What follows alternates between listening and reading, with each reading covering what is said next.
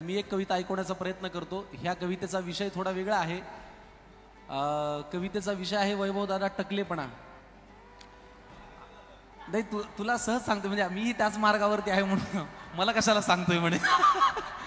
बघा, टकलेपणाचे वेगवेगळे पॅटर्न्स असतात आणि हे पॅटर्न मी माझ्या कवितेमध्ये मांडण्याचा प्रयत्न केलाय।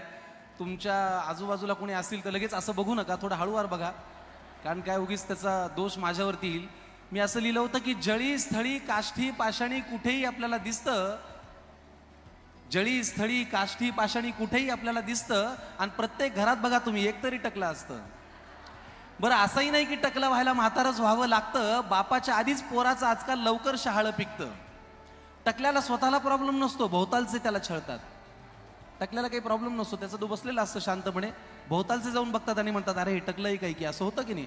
तर टकल्याला स्वतःला प्रॉब्लेम नसतो, भोवतालचे त्याला छळतात, गेले रे केस म्हणून उरलेले उपटून काढतात। पण जेव्हा पडायला लागतं ना टक्कलन केस लागतात गळू, जेव्हा पडायला लागतं ना टक्कलन केस लागतात गळू, वेगवेगळ्या आकारात उघडी पडते ही गुळगुळीत टाळू।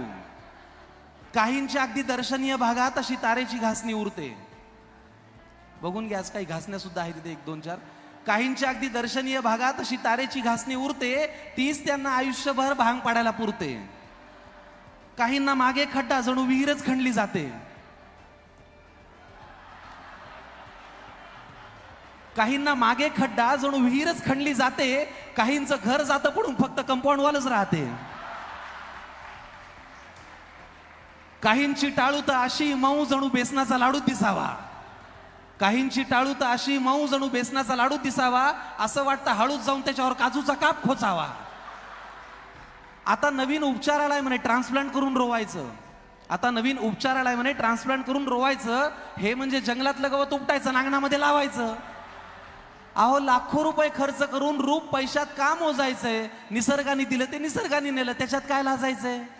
असो, उगाच एखाद्याला जिव्हारी लागेल हा विषय फार ताणू नये, सगळं म्हणल्यावरच माफी मागायची आपल्याकडे पद्धत आहे, म्हणून उगाच एखाद्याला जिव्हारी लागेल हा विषय फार ताणू नये, आणि कितीही म्हणावं वाटतं टकल्याला तरी ए टकले असं म्हणू नये। प्रेम करी बलवान मनाला, प्रेमच करी सशक्त। वैभव दादा प्रेम काय काय करू शकतं याचा मी माझ्या शब्दांमध्ये आढावा घेतलाय, की प्रेम असं करू शकतं की प्रेम करी बलवान मनाला, प्रेमच करी सशक्त। प्रेमच मिळवून देई रामा मारुत परीस भक्त। रयत रक्षणा झेलीत निघतो छातीवरती वार, त्या शिवराया तुळजा देई प्रेमाने तलवार। विठ्ठल विठ्ठल नाम मुखाने आयुष्यभर घेतो, विठ्ठल विठ्ठल नाम मुखाने आयुष्यभर घेतो, त्याच तुकोबा विठू प्रेमाने सदेह स्वर्गा नेतो। इथले गान स्वरसूरावट इतका उंच नेतो, स्वर प्रेमाने भीमसेन हो स्वर भास्कर मग होतो। दिसतो छोटा पण खेळाने इतका मोठा होतो, क्रिकेट प्रेमी नाव सचिनचे अभिमानाने घेतो। तेच नाते तुमचे आमचे प्रेमाच्या या गाठी, प्रेमळ आपुली माय मराठी केवळ तुमच्यासाठी।